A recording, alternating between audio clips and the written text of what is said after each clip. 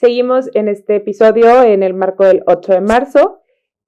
Nos acompaña en este momento la doctora Luz María Zarza Delgado. Doctora, muchísimas gracias por estar aquí. Bienvenida. Muchas gracias, Aranza. Al contrario, gracias a ti, al Tribunal Electoral de Chihuahua, a las magistradas y al magistrado presidente. Es un honor que esté aquí con nosotros.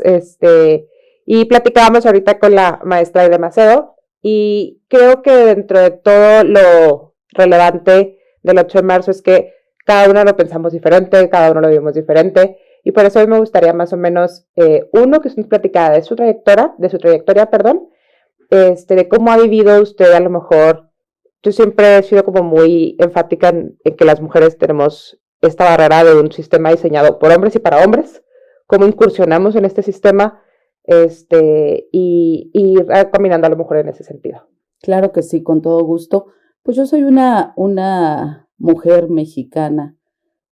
Una de mis hermanas dice que de clase media tirándole a baja, que le apostamos al estudio como familia. Trabajo desde los 17 años, me encanta el servicio público, lo conozco muy bien, y entonces puedo hablar con cierta autoridad de todo lo que vas sufriendo durante el proceso, ¿no? Hace rato decía nos sentimos, yo también en algún momento sentí que no era discriminada cuando me di cuenta. A veces creo que es un tema de estudio, ¿no? De ignorancia, porque cuando empiezas a estudiar el tema, yo lo hice hasta una especialidad en Derecho Electoral, en donde tuve una asignatura que era justo perspectiva de género, y entonces ahí me di cuenta que todas somos discriminadas, independientemente de las acciones y de los espacios.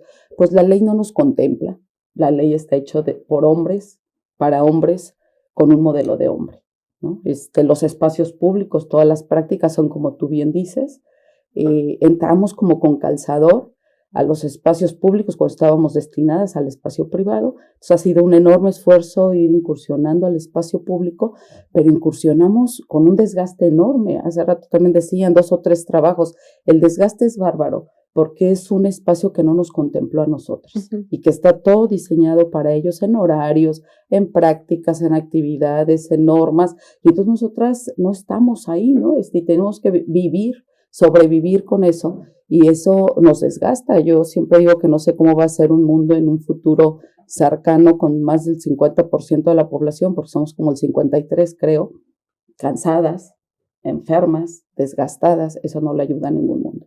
Entonces, bueno, con respecto a la trayectoria, soy licenciada en Derecho por la Universidad Autónoma del Estado de México.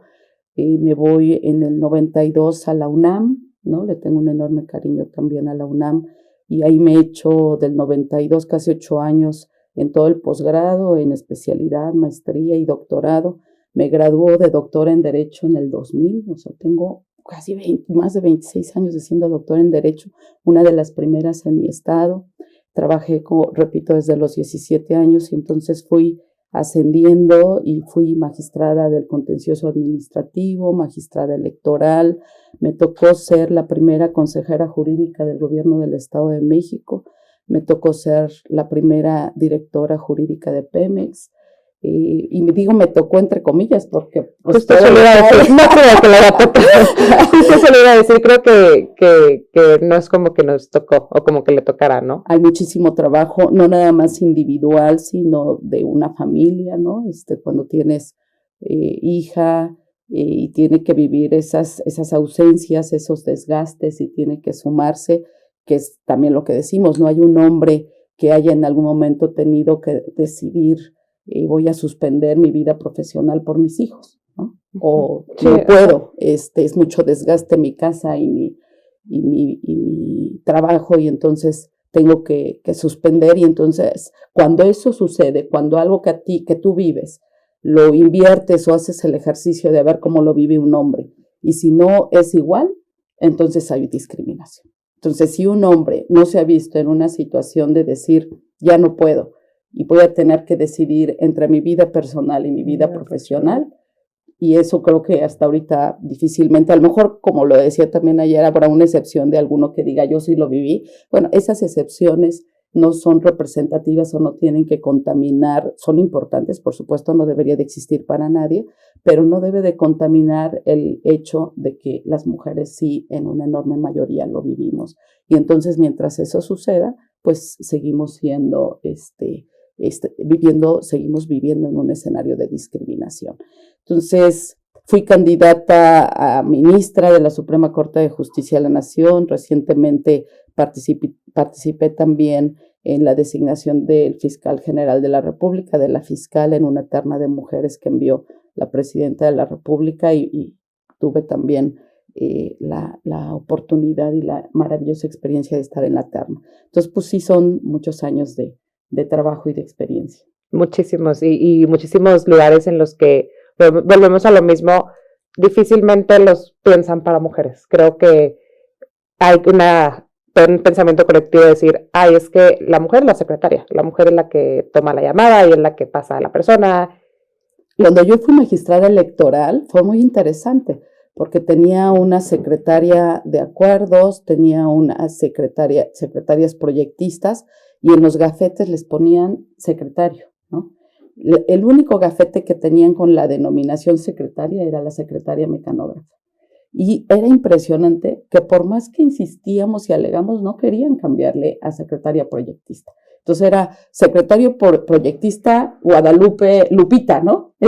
Esas incongruencias de género, y es increíble la reticencia que había para denominar, ¿no? Y cuántas burlas y cuántas cosas, porque en la pura denominación no querían, era una resistencia. Y entonces es la notario, la juez, ¿no?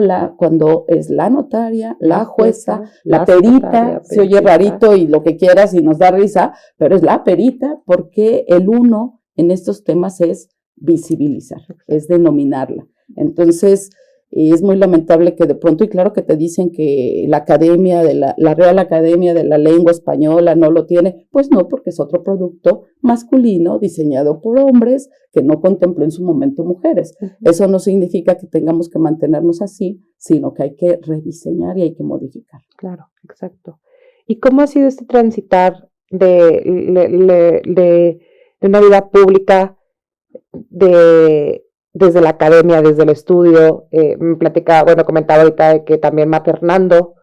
Sí, pues es en ese desgaste o en esos trabajos dobles o triples. Lo que tú decías hace rato, pues lo hemos vivido.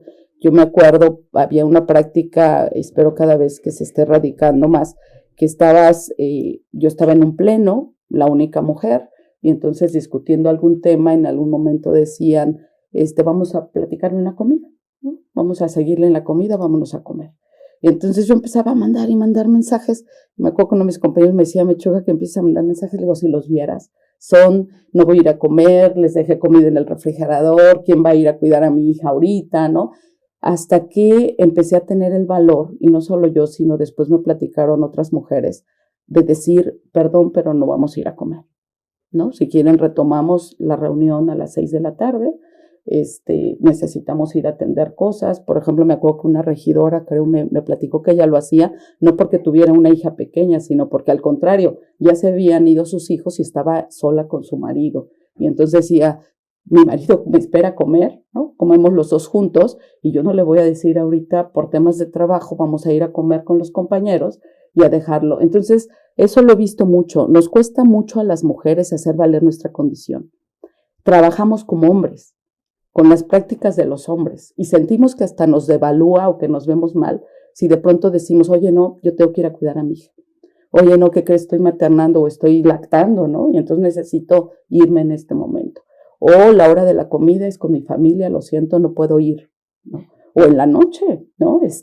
Hasta aquí se acabó porque pues voy a la otra chamba, ¿no? Que además es una chamba social importantísima, porque yo estoy segura que la descomposición social de niñas y niños que han estado frente a televisión o ahora los teléfonos con personas ajenas que los cuidan, va a ser un tema que nos va a costar a todas y a todos. Entonces, deberíamos estar interesadas e interesados en eso, y las instituciones trabajando en que se pueda conciliar la parte profesional y laboral de una mujer con el tema de familia, y de un hombre también, cada uno en sus roles, más conscientes de eso, pero teniendo claro que la mujer sigue teniendo parte del espacio y de las actividades privadas para no caer en lo que de pronto estamos viendo, que es abandono, ¿no? Abandono y descuido. Muchísimas gracias por la perspectiva, creo, tan puntual. Y me gustaría preguntarle el tema del 8 de marzo. Platicábamos ahorita, bien lo platicábamos creo con la maestra y decíamos, no hay nada que festejar.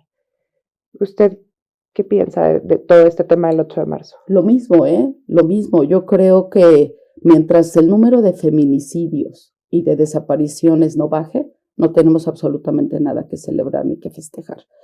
Incluso, aunque ya estemos las mujeres, porque se ha hecho un gran esfuerzo, y ahorita podemos ver ya integraciones paritarias en muchas instituciones, tenemos una presidenta de la República, gobernadoras, que eso no hay como minimizarlo, y que claro que nos da gusto, pero la parte fundamental, que es la vida de las mujeres, todavía no se atiende.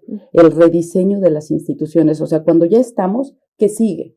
Sigue actuar con perspectiva de género, sigue rediseñar ese espacio público que no nos contempla. ¿Cómo se rediseña? Pues se rediseña poniendo horarios para hombres y para mujeres. Se rediseña poniendo requisitos de hombres y mujeres. Yo cuando estuve en Pemex, por ejemplo, dije, solo voy a ascender y a contratar mujeres. Y pues obviamente hay reacciones, ¿no? Pero pues si teníamos, creo que el 6% de mujeres. O sea, en Pemex ni siquiera había el 50%.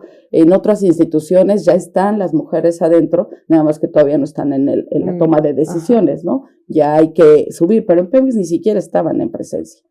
Eran 6, luego subía a 9, creo que al final era como 16. En la toma de decisiones yo era la única mujer que integraba el gabinete, ¿no? La única directora. Entonces ahí había que hacer otro trabajo, por eso esta medida. Pero esas son las medidas que debemos de tomar.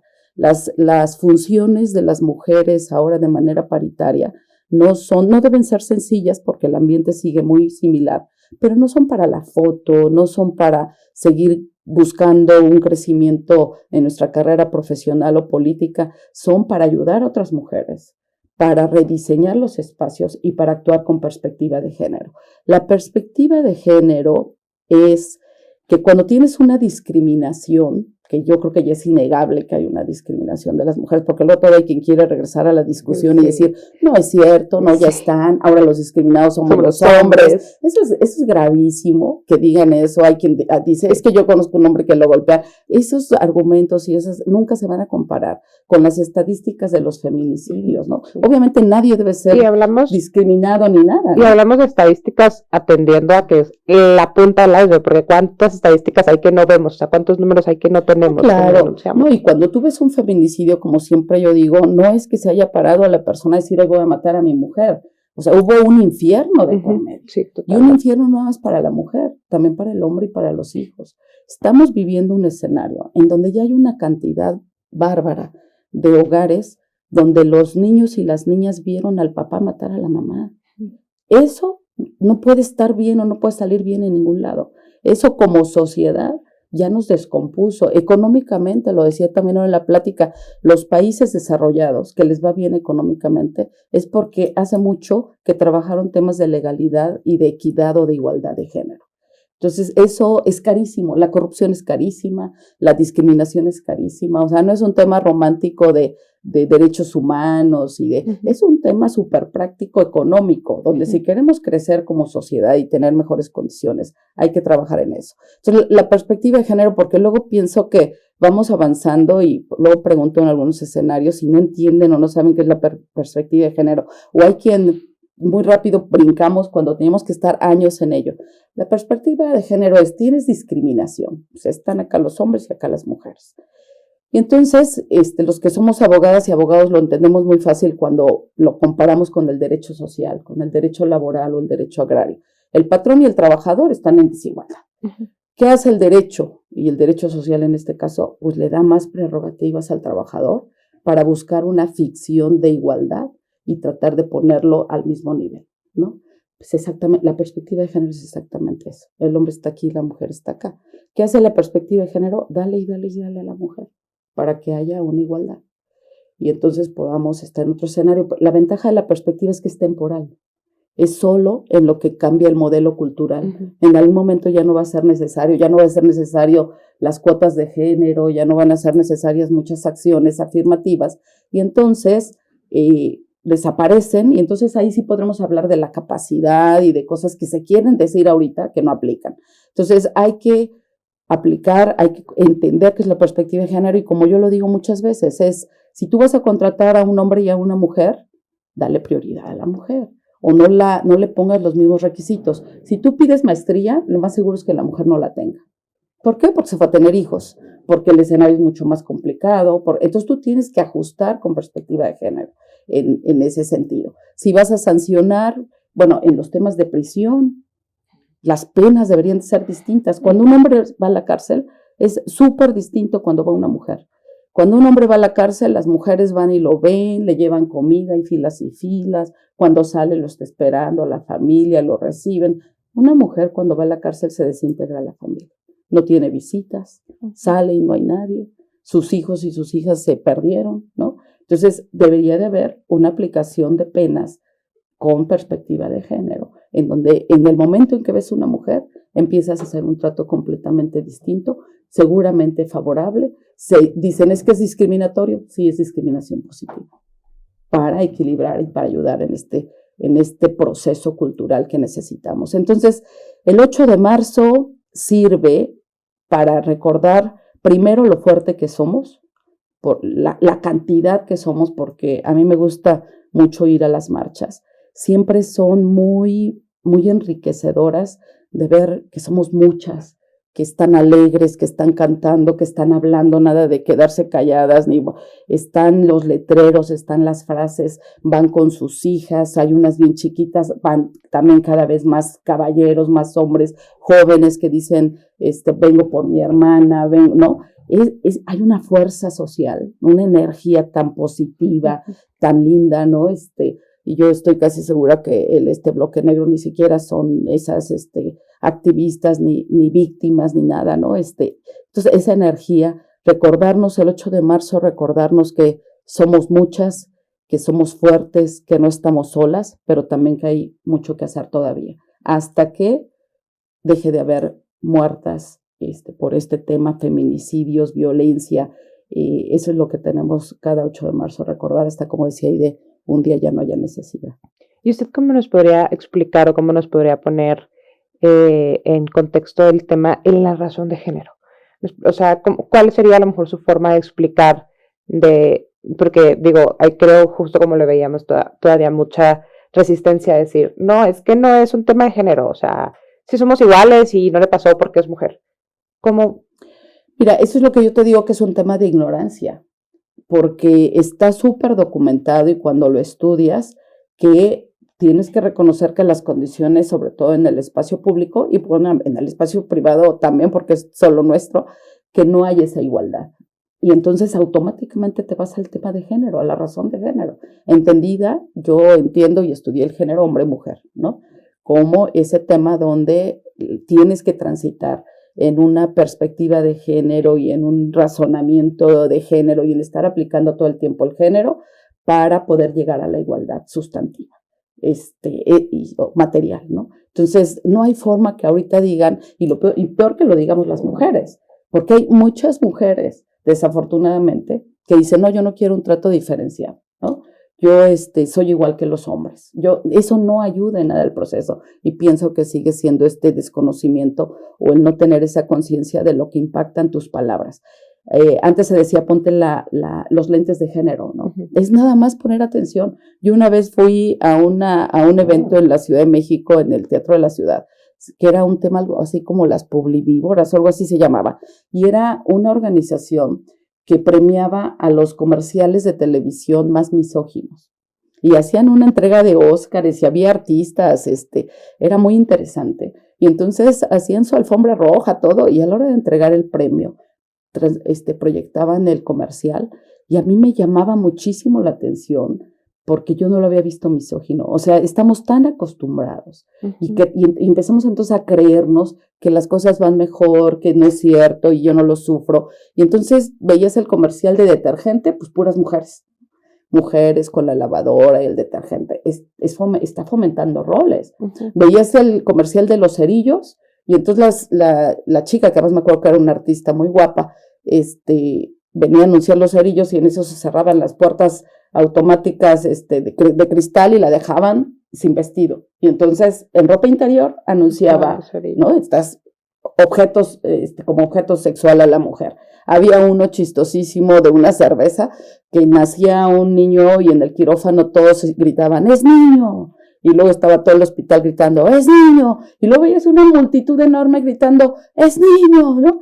Y entonces yo decía, los vi todos los días y no me di cuenta que eran violencia de género, ¿no? Y que y todo eso entra directo a la mente, al cerebro, y va fomentando tanto en hombres cierta agresividad, ciertas conductas, como en mujeres, el no darnos cuenta. Es un tema de verdad de no darnos cuenta. Y por eso siempre es mi preocupación, y aprovechamos el 8 de marzo y agradecemos estos espacios, porque tenemos que seguir haciendo conciencia de obsérvalo, velo, reconócelo, porque a partir de ahí lo puedes trabajar. Uh-huh. Si lo niegas, ya se contaminó todo el proceso. Y ya cuando te das cuenta, yo daba pláticas siempre cuando daba clases, o cuando doy clases y siempre llevaba a mi hija, no importa la materia que daba, un día se tenían que chutar la de género, ¿no? Derecho internacional, argumentación jurídica, con los jueces, magistrados, con el doctorado, con lo que fuera. Un día yo iba a meter una clase de género, porque ese es el compromiso de por vida. Yo cuando lo entendí dije, va a ser ya mi compromiso de por vida en donde esté. El tema de género no hay que soltarlo. Los especialistas decían que van a pasar 40, 50 años sin que nada se mueva. Yo empecé a estudiarlo pensando en mi hija. Yo dije, mi hija está chiquita, cuando crezca que encuentre otro escenario, ya creció y ya está sufriendo lo mismo o peor en los escenarios, ¿no? Porque desafortunadamente las están violando y matando en las escuelas, en los hospitales. Las mujeres que estudian medicina están siendo agredidas en los hospitales mientras sus guardias. Las soldadas, ¿no? Las mujeres, las militares, las están matando en los cuarteles y no está pasando nada. No puede ser que no haya espacios seguros para las mujeres, ni las calles, ni la noche, ni siquiera tu escuela, ni siquiera. Eso es gravísimo y eso lo tenemos que reconocer y decir para que a partir de esa realidad se pueda ir mejorando y entonces sí vamos a implementar medidas de seguridad, conciencia de género, perspectiva de género y obviamente que nos ayuden los hombres. ¿Y en qué momento, ahorita decía, cuando yo me di cuenta, lo hice por mi hija, ¿en qué momento se dio cuenta? ¿En qué momento fue cuando usted dijo, caray, o sea, aquí es, o en qué momento fue cuando cambió? Bien tarde, hasta la especialidad en Derecho Electoral donde estudié la materia. Ahí fue donde me di cuenta que estábamos todas discriminadas, que era una cuestión generalizada, que iba a ser muy difícil cambiarlo y que yo misma, porque yo como idea, a lo mejor quienes hemos ido teniendo puestos de toma de decisiones o contextos no fáciles, porque puedo contarte 1000 anécdotas de que no fueron fáciles y que había esa violencia, pero a lo mejor por el hecho de estar algo, nos creímos que no estábamos siendo discriminadas y que esto iba avanzando, ¿no? Entonces, increíblemente fue hasta que estudié esa especialidad en Derecho Electoral, ya siendo magistrada electoral, pues ya después de haber recorrido prácticamente un larguísimo trecho de mi vida profesional y académica, donde lo entendí. Por eso me atrevo a afirmar que es un tema de ignorancia o de ponerte esos lentes y empezar a observar y darte cuenta que el espectacular, que lo que dijo, todo tiene rasgos de violencia de género. No es para una paranoia, porque también eso digo mucho. Hay que disfrutar el proceso, ¿no? Ya de por sí estamos súper cansadas y con todo en contra, por lo menos hay que divertirnos, pero se puede hacer de manera divertida o con ese gozo, pero sin bajar la guardia y sin hacer lo que nos corresponde en todos los espacios. Un granito de arena, o sea, oye, no lo digas así, oigan, hay que modificar esta práctica, oigan, esta norma, ¿qué tal si la hacemos también para las mujeres? Si piensan cualquier norma para mujer, la tienen que rediseñar, pero segurísimo. Sí. Y entonces puede tener un A y un B, ¿no? Un inciso A para hombres y un inciso B para mujeres. O cambiar el horario. Yo les decía, pues casi siempre lo primero que hago cuando llego a un trabajo es ver a ver cuántas mujeres tengo, cuántas son mamás, qué edad tienen sus hijos, ¿no? Y entonces empiezo a aplicar perspectiva de género. Las mujeres que tienen hijos pequeños, que no vengan en la tarde, que trabajen home office o que hagan home office 2 días a la semana. y empieza a practicar y aviéntate, arriésgate, pues eso es lo que te toca. Y obviamente he tenido jefes o algo que dicen, no, al rato todas las áreas lo van a querer, pues deberían. No, estás poniendo el mal ejemplo, pues lo voy a poner y tú aferrarte, porque creo que eso es lo valioso de esta trayectoria y de lo que nos toca hacer ahora a las que podemos decirlo y podemos incluso implementarlo, ¿no? Sí, totalmente. De verdad estoy, boca abierta con todo lo que nos está platicando. ¿Y cómo ha sido este caminar? Pero me decía, tengo muchísimas anécdotas. Elija una, no sé si a lo mejor sí encaminada justo a lo mejor al tema del género o a alguna en la que usted diga, platícanos una. Pues sí, tengo muchas. Tengo cuando me invisibilizaban, que, por ejemplo, yo decía algo y decía el presidente del pleno, yo era la única mujer, y decía, como lo dijo Arturo, y lo había dicho yo, ¿no? Ay, sí. Entonces es tremendo, porque la primera vez crees que se equivocó, pero la segunda, la tercera, llega un momento, me acuerdo que alguna vez golpeé en la mesa, ¿no? Y sí dije, o también empezaba yo a hablar, y entonces todos hablaban y todos ponían atención. Empezaba a hablar yo, y entonces empezaban a cuchichar entre ellos, y ya te ignoraban, ¿no? Entonces me acuerdo que alguna vez en ese contexto, y ya cansada golpeé así en la mesa y les dije, estoy hablando, ¿no? Entonces ya se quedaron todos así como, ha habido 1000 veces que he dicho que tú andas diciendo que yo ando con mi compañero, porque pues todos los tipos de violencia, ¿no? Hay una bastante chistosa que me costó mucho trabajo, la sufrí, porque iban a hacer un reajuste de oficinas para la única magistrada y los 4 magistrados. Y entonces iban a subir un piso y una oficina iba a quedar hasta el 3er piso y no había elevador, ¿no? Y entonces yo ya estaba estudiando el tema de género y ya sabía que tenía que hacer valer mi presencia como mujer y mis características particulares, que eso era lo que tenía que hacer, que era una de mis funciones principales. Entonces, en algún momento nos reunimos y dijeron, vamos a rifarnos las oficinas para ver a quién le toca a cada uno. Y entonces yo me valía la oficina y me valía subir los 3 pisos y todo, era más bien ese compromiso de tengo que hacer valer que aquí hay una mujer y ellos tienen que aprender a verme, ¿no? Y a verme con características distintas, a saber que no soy igual que ellos, porque ese tema de la igualdad en la diferencia, ¿no? Y entonces me acuerdo que estaba nerviosísima, hace rato que no me ponen cosas nerviosas, y ese día estaba, porque ya sabía yo que me iba a ir. Ya sabía, pero dije, es lo que tengo que hacer. Entonces a algunos les dije, oigan, antes de hacer la rifa, pues yo quiero pedirles que se den cuenta que yo soy la única mujer que uso tacones, y pues que me excluyan de la rifa de la tercera, ¿no? De la última, por mi condición de mujer, ¿no? Y de ser la única que usa tacones. Y no, pues empezó lo que yo esperaba. Las burlas, el rechazo, la negativa, hubo uno que salomónicamente, cuando ya estaba muy fuerte la discusión, yo medio aguantaba, contestaba algo, pero no estaban de acuerdo, les digo en todos los tonos, y entonces uno medio salomónicamente dijo, a ver, vamos a rifarla, y si le toca la última, regresamos a la discusión. Nada que la caballerosidad y ese tipo de cosas, no, ahí desaparece todo, ¿no? Que además eso no tiene nada que ver con el género, porque también he ido a dar pláticas un tiempo fui mucho a las escuelas a dar pláticas de violencia de género durante el noviazgo. Uh-huh. Como yo les digo, tanto trabajo, y le decía yo a las chicas que iban a esas pláticas, chicas y chicos, les decía, yo no me acuerdo haber tenido una amiga que la golpeara el novio, y ahora las golpean.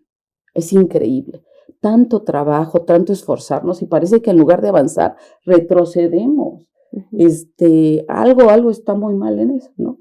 Entonces, ahí en la rifa, afortunadamente la hicimos y no me tocó. Dios ayude, y le tocó al que más rudo se puso. Porque también hay justicia. Cuando Dios actúa de diferentes formas. Siempre digo que hay justicia divina y siempre se acomoda y nos ayuda. Entonces, pues ya salí muy feliz y anduve seguí entaconada en mi oficina. Qué padrísimo. ¿Y cómo es esto que nos platica de que el tema, justo que hablaba del tema de que la caballerosidad no dista de este tema? Me gustaría que platicara un poquito de eso. Sí, claro, ahí me corté. Es que cuando iba yo a estas pláticas de la violencia durante el noviazgo, no fallaba que había algún chico que me decía, y la caballerosidad. O sea, si ya ustedes quieren andar muy libres y ser iguales y todo, uno me acuerdo que hasta me dijo, hace frío y pues yo traigo mi chamarra y yo también tengo frío, o sea, no me la voy a quitar y dársela a mi novia para que ella la tenga, ¿no? Entonces yo siempre les decía, miren, la caballerosidad no tiene nada que ver con el tema de igualdad, de perspectiva de género, absolutamente nada que ver. Y yo creo que eso también lo debemos de entender las chicas o las mujeres, las chicas, sí me incluyo. Nosotras las chicas, sí. Nosotras las chicas, porque a veces nosotras hasta nos ofendemos, o las jovencitas no les gustan ni que les abran la puerta del carro, ni que les cuiden o les atiendan de esa manera. Eso no tiene nada que ver, eso es educación, eso es formación, es cómo educaron a un hombre y cómo lo educaron con respecto a las mujeres y a nosotros las mujeres para valorar y agradecer esas atenciones que son lindas, eso no tiene nada que ver. Entonces yo le decía a este chico, le digo, mira, y también de lo que inspiras, yo le decía, si tu novia te inspira quitarte tu chamarra y dársela y cuidarla y que ella no tenga frío, yo te aseguro que a ti no te va a dar frío, ¿no? Eso son cosas que no hay que privarnos porque son lindas, son al alma, son al espíritu, son a las formas, y hay que valorarlas. Yo siempre platico y presumo que tuve oportunidad de viajar en becas o así cuando era joven, y entonces estuve en Estados Unidos, estuve en Italia, y yo estaba muy acostumbrada porque en mi ciudad, en Toluca, las formas son muy importantes, ¿no? Por eso también de ahí vienen muchas formas políticas. Entonces estaba acostumbradísima a que me abrieran la puerta del carro. A mí me abrió la puerta del carro mi papá, mi hermano, mis amigos, mis novios, siempre. Entonces, cuando viajaba, nos subíamos al carro y todo el mundo se bajaba y yo me quedaba arriba. Y entonces se asomaban y me decían, ¿qué pasó? Y entonces yo, ay, perdón. Obviamente no era payasada, ni era obligado, ni nada, era la costumbre. Ajá. Y entonces después les decía, perdón, es que en México me abre la puerta del carro. No faltó nunca, y por eso creo que son características y valores masculinos de hombre, porque era chino, era italiano, era gringo, y siempre me dijeron, aquí también te voy a abrir la puerta del carro. Y la abrían. Súper. Hermoso, ¿a poco no? ¿Eso qué tiene que ver? Y claro, qué honor que haya un hombre, que haya un caballero. No, ojalá no estemos en peligro de extinción, ni las damas ni los caballeros. Eso no tiene nada que ver, al contrario, yo creo que es el adorno de la igualdad. Súper, qué padrísimo. ¿Y qué mensaje le gustaría dar a las personas que hoy nos ven en cualquiera de sus ámbitos? Entonces, si realmente lo quieren encaminar a lo mejor al 8 de marzo o con qué le gustaría que nos quedáramos el día de hoy. Bueno, de entrada el 8 de marzo es todos los días. O sea, esto está tan complejo que hay que hacerlo diario, ¿no? Este trabajo de conciencia y de corrección social y de mejora de la situación de hombres y mujeres, repito, pero más de mujeres porque son las que se están muriendo. Son las violadas, son las lesionadas, las desaparecidas, las muertas, ¿no? ¿Qué mensaje les quiero dar? Es muy importante que fortalezcamos las mujeres redes entre nosotras mismas, que con la pena si hagamos a un lado el partido político, el grupo al que pertenecemos, o sea, no nos hemos dado cuenta. Yo veo las cámaras, por ejemplo, ahorita que hay paridad de diputadas locales, federales, de senadoras. Si se unieran las mujeres, estarían tomando decisiones, ¿no? Son parita, o sea, tendrían la fuerza, no nos hemos dado cuenta, y creo que esa red se tiene que hacer. Y no es deslealtad, es la red por la que se ha trabajado, uh-huh, por lo que se modificó la norma, porque se buscó la paridad, para tener esa red de mujeres trabajando los temas de mujeres, ¿no? Y dando muestra de lo que las mujeres podemos lograr. Entonces, así en las oficinas, y entonces dejar de pelearnos por el vestido, por el novio, por el no sé qué, por el jefe, ¿no? Las redes, vamos a seguir porque si no, no vamos a avanzar. Las redes de mujeres solidarias, que dejándonos de cosas superficiales, no importantes, conscientes de nuestra realidad, de lo que se nos está pidiendo y de lo que es nuestra responsabilidad. Entonces, mi mensaje es a las mujeres para que sigamos con esas redes, a las mujeres que estamos ya dentro, que podemos hacerlo, que no perdamos la oportunidad, y a las mujeres que no, el valor de la denuncia, ¿no? Que no dejemos de denunciar. Las jóvenes nos están dando muestra de hacerlo en redes o de que no les importa el que dirán. Es un verdadero viacrucis cuando una mujer denuncia algo. Generalmente se le voltea todo en su contra, ¿no? Pero hay que seguir denunciando, decir, hubo este acoso, hay esta irregularidad, esta persona no debería de estar ahí, este hombre está generando un ambiente. Es terrible cada vez que te están violentando, cómo trabajas, cómo vives, cómo te están chuleando, te están mandando, y lo están viviendo las chicas, caray. Este es un trabajo de todos y de todas, no es de mujeres. Necesitamos esas nuevas masculinidades de las que ya se hablan, ese hombre que sabe que ser proveedor no es porque va a mantener a la familia al 100%, ni ser la mujer, porque el contexto económico ya no lo permite, no porque él sea menos o porque él no pueda, es porque el contexto económico desafortunadamente ya no lo permite, pero que sigue siendo proveedor de fuerza, de seguridad, de tranquilidad, porque el origen, y lo vimos con la resolución de la Corte Interamericana de las muertas de Juárez, ¿no? ¿Qué fue lo que concluyó? Ni había asesino serial, ni había un gringo loco que se brincaba a la frontera. Había parejas inseguras porque la mujer ganaba un sueldito porque eran de las fábricas, ¿no? Eran un sueldito, pero a mayor inseguridad, mayor violencia. Y lo que la resolución dice es que el cambio cultural se dé pronto. Está costando vidas de mujeres. Entonces, hombres, su valor, su energía, el otro 50% de la población, el complemento, porque yo creo que si nos complementamos mutuamente, lo necesitamos ya en esta nueva perspectiva, ¿no? Con esa seguridad para poder salir de este trance social mundial que estamos viviendo para hacer un mejor mundo. Muchísimas gracias. Muchas gracias por estar aquí, gracias por su tiempo, gracias por todo lo que nos compartió y por la cátedra de género que nos dio hoy. Gracias. A la orden, gracias a ustedes.